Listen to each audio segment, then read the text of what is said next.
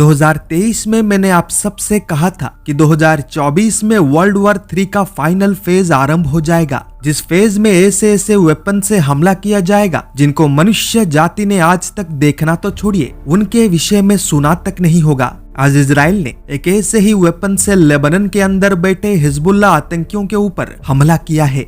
ये वेपन इतना खतरनाक एवं इतना टॉप सीक्रेट है कि अभी तक रशिया, चाइना एवं यूएस जैसे सुपर पावर देश भी इस सोच में डूबे हुए हैं कि आखिर ये था क्या। 17 सितंबर के दिन जब हिजबुल्लाह के आतंकी बड़े आराम से शहरों में घूम फिर रहे थे, दुकान से सामान खरीद रहे थे, तब अचानक उनके पास उपस्थित एक के बाद एक पेजर नामक डिवाइस अपने आप फटने लगे। पेजर एक बहुत ही पुराना डिवाइस है जिसका प्रयोग स्मार्टफोन से पहले किया जाता था। इस डिवाइस से केवल मैसेज भेजा जा सकता है और ये बहुत ही पुराना टेक्नोलॉजी होने के कारण इसे हैक करना कठिन है। इसी कारण दुनिया के अधिकतर आतंकी इस पेजर का यूज करते हैं आपस में बात करने के लिए। इसी प्रकार लेबनान के अंदर उपस्थित ईरान, रशिया एवं China backed Hezbollah terrorist group के आतंकी अपने पास एक एक पेजर रखते हैं। परंतु आतंकियों के विरुद्ध इजराइल का यह आतंक केवल इन पेजर्स तक ही नहीं रुका।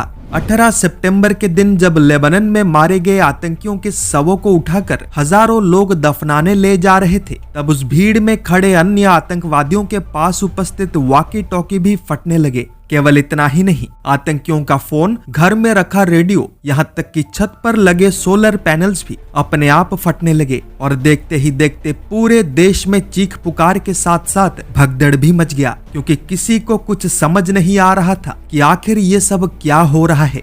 इजराइल ने इस हमले का जिम्मेदारी ले लिया है और यहाँ तक कह दिया है कि ये तो केवल आरंभ है, आगे आगे देखते जाओ हम और क्या क्या करते हैं। अनेकों एक्सपर्ट्स का कहना है कि इजराइल ने गुप्त तरीके से उन सभी पेजर्स में एक एक्सप्लोजिव यानी विस्फोटक को पहले से ही डाल के रखा था और समय आने पे उसे रिमोटली ब्लास्ट करवा दिया, पर यह सच नहीं है। दुनिया में इजराइल ही एकमात्र ऐसा देश है जिसके पास सबसे शक्तिशाली इलेक्ट्रॉनिक वॉरफेयर टेक्नोलॉजी है। हिजबुल्लाह पर किया गया हमला एक गाइडेड इलेक्ट्रॉन बीम से किया गया है और ऐसा मैं इसीलिए कह रहा हूँ क्योंकि कारगिल युद्ध के दौरान इजराइल ने भारत को इसी का पुराना वर्जन दिया था, जिसके कारण भारतीय सेना को पोर्कियों पर बढ़त बनाने में मदद मिला था। आज उसी वेपन को भारत में काली कहते हैं, यानी किलो एम्पियर लीनियर इंजेक्टर, और हिजबुल्लाह पर प्रयोग हुआ अस्त्र सेम तो नहीं है पर इससे मिलता जुलता है, और भी स्पेसिफिक कहूँ तो इसी का एक एडवांस्ड एवं मिनी वर्जन है।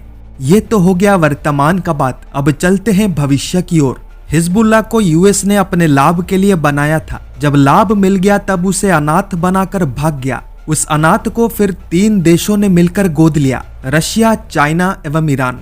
और आज जब उस अनाथ बच्चे पर हमला हुआ है तो क्या आपको लगता है कि उसके ये 3 बाप चुप बैठेंगे? बिल्कुल भी नहीं। ध्यान से सुनिए एवं समझिए, क्योंकि ये कहानी तृतीय विश्व युद्ध का है।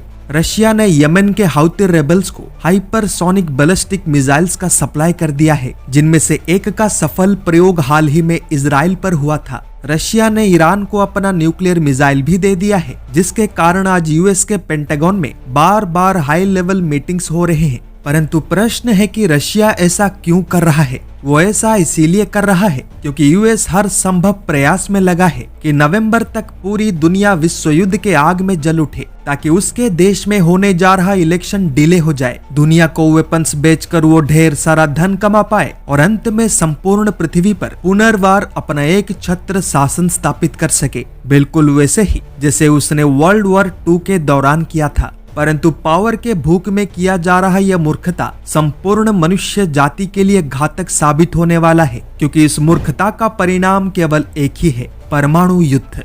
आप सब कमेंट्स में पूछते हैं कि कब होगा, और मैं आपको बताता रहता हूँ कि जब होगा तब किसी को कुछ समझ भी नहीं आएगा, क्योंकि भविष्य मालिका में संत गुरु अच्युतानंद जी ने कहा था कि हेला हेला बोली मोहि उच्छुड़िबो हेड़ारे काटिबे दिन हरि भाव रस केही न जानिबे कर्म कांडे हेबे लीन। अर्थ हो गया करके सब चिल्लाएंगे, बिना किसी चिंता के दिन काटेंगे, हरि भाव का रस नहीं समझ पाएंगे, माया में डूबे हुए रहेंगे।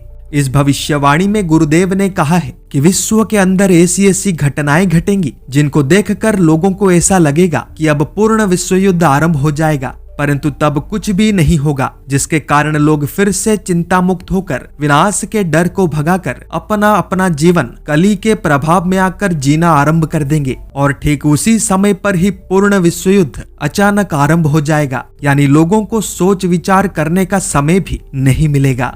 इस विश्व युद्ध का अगला फ्रंट है पैसिफिक एवं इंडियन ओशन रीजन, जहां पर Taiwan, Bharat, Philippines, China, Japan, Indonesia, Nepal, Myanmar, Pakistan, Iran एवं बांग्लादेश जैसे देश उपस्थित हैं। और अब इन्हीं देशों में तनाव बढ़ने वाला है, यानी इन सभी देशों को अशांत करने का प्रयास किया जाएगा, या तो जिहादियों के माध्यम से, या फिर झूठ के माध्यम से, या फिर आर्थिक व्यवस्था के साथ छेड़छाड़ करके, या फिर डायरेक्ट युद्ध करके। 17 सितंबर के पूर्व भद्रपाद वाले चंद्र ग्रहण ने इसी को सच प्रमाणित किया है। ज्योतिष शास्त्र के प्राचीन ग्रंथ संहिता विचार टीका में यह कहा गया है कि पूर्व भद्रपादे चंद्र ग्रहणे द्वैतम धर्म गृह युद्धम संधिसु परिवर्तनम अन्यायात क्रांति ही, अर्थात पूर्व भद्रपाद वाला चंद्र ग्रहण मनुष्य जाति के लिए अत्यंत घातक होता है, क्योंकि दुनिया में धर्म युद्ध, गृह युद्ध, क्रांति या बड़ा परिवर्तन अवश्य होता है।